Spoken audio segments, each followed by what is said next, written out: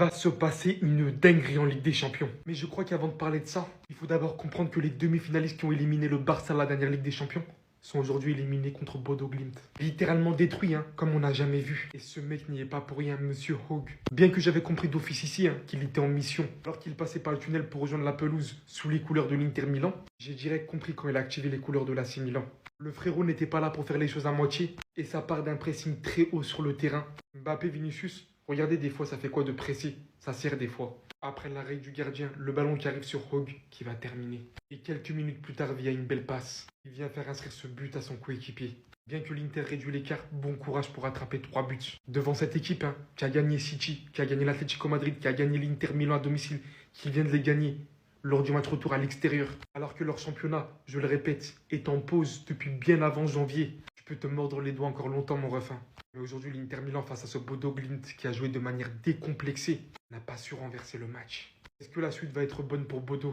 On ne le sait pas. Surtout quand on sait que c'est historique, 6 clubs anglais seront au rendez-vous pour les 8e finales de la Ligue des Champions, alors que Newcastle vient aussi de se qualifier. Et c'est tout simplement le record pour une nation. Et qu'est-ce qui vient de se passer, les amis? Bodo Glimt vient d'éliminer l'Inter, dernier finaliste de Ligue des Champions. Et en plus de ça, ils les ont tabassés aller comme retour. Depuis leur match face à Manchester City, je savais qu'il fallait pas les sous-estimer. Match nul face à Dortmund, 3 buts à 1 face à City, 2 buts à 1 face à l'Atlético. Match aller face à l'Inter dans leur petit stade qui a été énormément critiqué par l'entraîneur de l'Inter. Il avait osé dire à la fin du match aller que Bodo Glimt avait plus de facilité chez eux, étant donné que leur terrain est synthétique. Sauf que là, aujourd'hui, cette même équipe de Bodo Glimt que t'as critiqué s'est déplacée pour venir chez toi. Et ils t'ont quand même tapé. Inter était pourtant très bien parti, étant donné qu'en première mi-temps, c'est l'équipe qui dominait le plus. Il y a qu'à voir les statistiques en termes de possession et de nombre de tirs. L'Inter est largement devant. En 90 minutes, il y a eu 30 tirs au total pour l'Inter et seulement 7 tirs cadrés. Un seul but marqué dans tout ça. Alors que Bodo Glimt, eux, comme d'habitude, ils sont restés en place, bien structurés. Dans les petits espaces, les sorties de balles, ça allait à 1000 à l'heure. Il y a qu'à voir la vitesse à laquelle part leur deuxième but. Sur une magnifique sortie de balle de Bodo, le ballon se trouvait sur le côté droit. Et là, juste dans l'axe, on voit Hogg faire un appel. Son coéquipier l'a bien vu. Il lui fait une magnifique passe. Il contrôle et avec son pied droit, il enchaîne avec un tir. Le but était juste sensationnel. Et c'est justement après ça que l'Inter a réduit le score à 2 buts à 1. Sauf que c'était trop tard. Maintenant qu'ils sont qualifiés en 8e de finale, Bodo Glimt va affronter soit Manchester City ou le Sporting. Personnellement, j'aimerais bien qu'ils tombent sur Manchester City. Comme ça, au moins le Real Madrid, si on passe, on évitera City.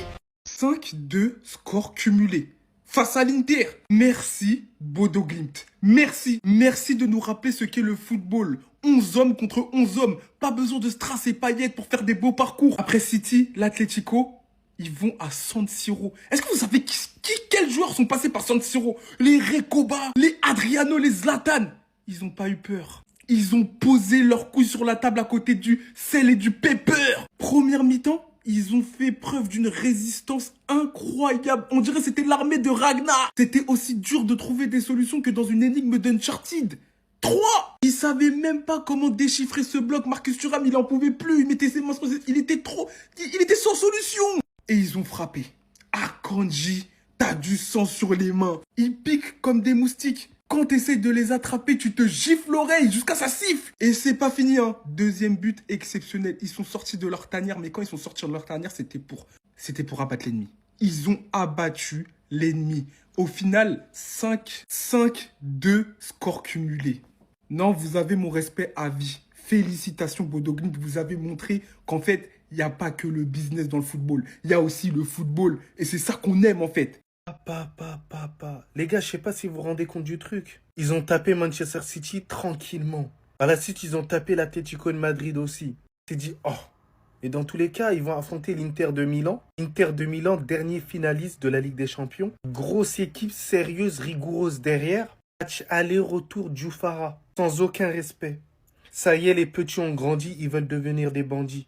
Avant de parler des joueurs de l'Inter Milan, moi je vous cache pas que du côté de Bodo Glimt, quelle résistance. Parce que c'était un match différent du match aller. Moins dominateur mais très patient. Ça a beaucoup joué avec l'expérience. C'est complètement bizarre. Ils n'ont pas d'expérience, mais on a l'impression qu'ils ont eu beaucoup plus d'expérience qu'au final l'Inter Milan. Marco, il a multiplié les bons centres, mais personne à la réception dans la surface de réparation. C'était faible. D'ailleurs, surtout le match catastrophique de Barella. Barella, capitaine de l'Inter Milan, je ne l'ai pas vu, je ne l'ai pas reconnu. Surtout qu'on sait très bien que c'est un joueur de qualité. Il a fait que plonger. Que plonger, c'est une dinguerie. Manchester City, vous avez bien fait de vendre Akanji. Voilà, c'est plus possible au bout d'un moment. Cette erreur, elle est tout simplement inadmissible. C'est une faute professionnelle. Voilà, c'est une faute professionnelle. Très content de cette équipe-là. Peut-être qu'ils vont nous faire un parcours à la Ajax, et peut-être même mieux, on ne sait pas. Mais en tout cas, ils m'ont fait kiffer. Et Bodo Glimt, c'est trop mon football. C'est ma deuxième équipe pour cette Ligue des Champions. Dans le bien, dans le bonheur. Ça, toi. Subissez, souffrez les Interistes, vivez ce que vous nous avez fait vivre la saison dernière. Dominez une équipe qui fait le dos rond. Bodo qui vient à bout des Serpentins. Bodo Glimt qui se qualifie après avoir fait une remontada au classement en phase de ligue en battant l'Atlético, Manchester City et l'Inter. Aller, retour en barrage. Ouais, ça se joue à l'Inter ce soir. L'Inter est éliminé et regardez-moi ses stats. 70% de possession de balle, 30 tirs à 7, 7 tirs cadrés à 5. Score final 2-1 pour Bodo. Et si vous n'avez pas vu le match, vous avez vu Barça-Inter l'année dernière. Voilà ce qui s'est passé. Une équipe qui fait le dos rond, qui joue les contre-attaques, qui fait mal, qui appuie sur toutes les faiblesses de l'adversaire. L'Inter a dominé, surdominé. En première mi-temps, l'Inter aurait dû en mettre 1, 2, 3. Mais Bodo a répondu présent. 0-0 à la mi-temps. Et ils sont venus en deuxième. Ils ont fait le boulot. Et honnêtement, on peut qu'applaudir. Il y a toujours une surprise dans le football. Personne ne savait où elle allait arriver. J'aurais pas misé sur Bodo, même s'ils avaient fait un beau parcours. Je pensais que sur une double confrontation, l'Inter, c'était trop compliqué. Mais en vrai, c'est beau le football. Le foot avec un grand F, c'est ça. Les Vikings sont de retour pour de vrai. On est sur l'un des plus gros exploits de l'histoire de la Ligue des Champions. Bodo Glimt, première qualification de l'histoire en Ligue des Champions.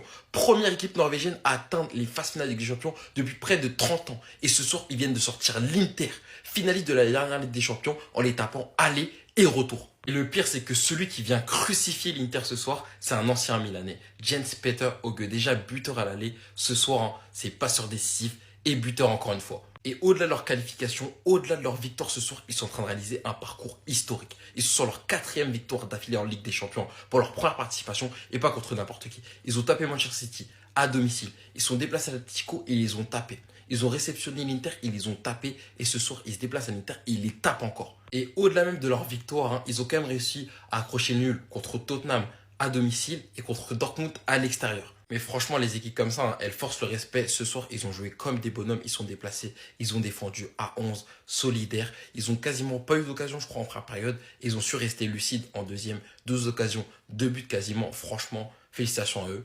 Et pour le prochain tour, c'est soit ils retrouvent City, soit ils vont aller taper le Sporting. Et franchement, j'y crois.